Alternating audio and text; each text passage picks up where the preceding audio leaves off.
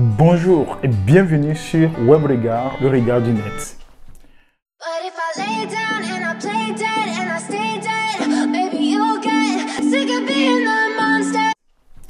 Savez-vous que dans une tribu de la Namibie, avant la célébration du mariage, les sœurs de la future épouse sont amenées à tester leur futur beau-frère? En effet, des femmes et des jeunes filles vont se mettre dans des positions compromettantes avec leur futur beau-frère pour tester sa future fidélité dans le ménage. En tant qu'homme ou en tant que femme, pourriez-vous accepter cela? Certains diront que oui, c'est très ludique, ça permet de tester l'attitude du monsieur vis-à-vis d'autres femmes, mais d'autres diront qu'ils ne sont pas du tout d'accord avec ces pratiques.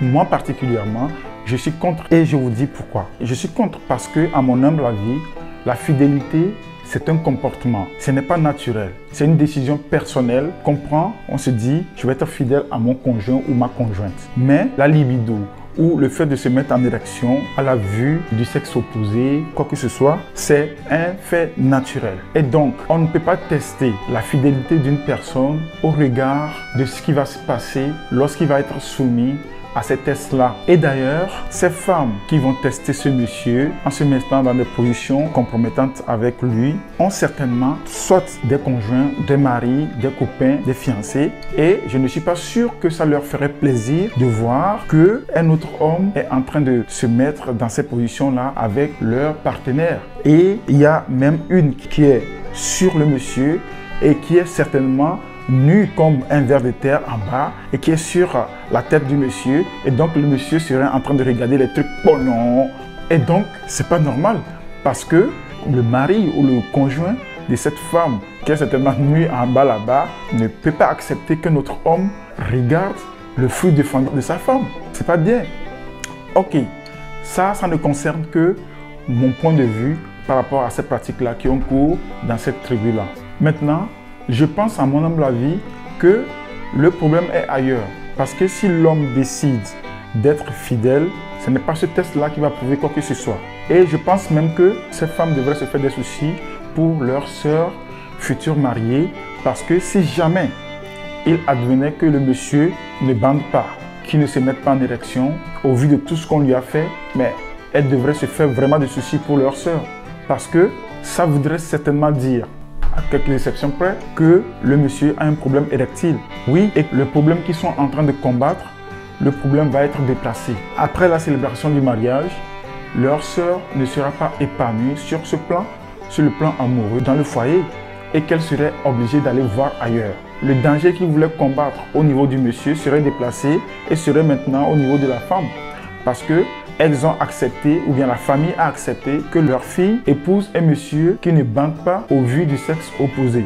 Un monsieur que vous testez, vous vous mettez nu devant lui, vous le mettez dans toutes les positions et il ne bande pas parce qu'il se dit qu'il est fidèle, c'est que ce monsieur a un problème. Il a un problème qui ne dit pas son nom. Puisque dans certains hôpitaux, pour tester la capacité érectile d'un homme, on lui fait visionner des vidéos débats amoureux entre un homme et une femme. Donc, ce ne sont pas des pratiques qu'on doit accepter encore de nos jours. Et il serait temps de commencer à questionner certaines pratiques qui ont encore cours dans certaines régions du monde. Donc voilà, vous qui regardez cette vidéo, que pensez-vous de ces pratiques-là? Êtes-vous pour ou contre et pourquoi? N'hésitez surtout pas à aller en commentaire, mettre votre avis et on va voir ce qu'il en est. Allez, merci et je vous laisse regarder la vidéo.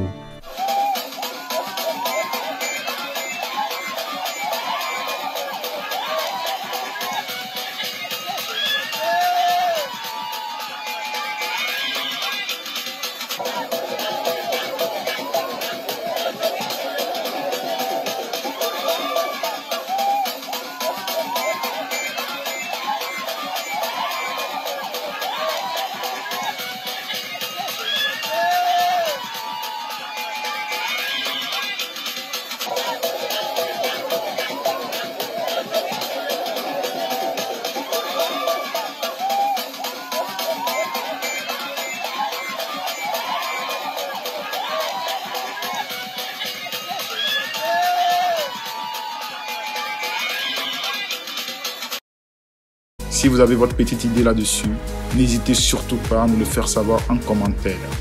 Merci de votre fidélité et à très bientôt pour un autre numéro sur WebRegard, le regard du net. D'ici là, prenez soin de vous car chaque seconde est une vie.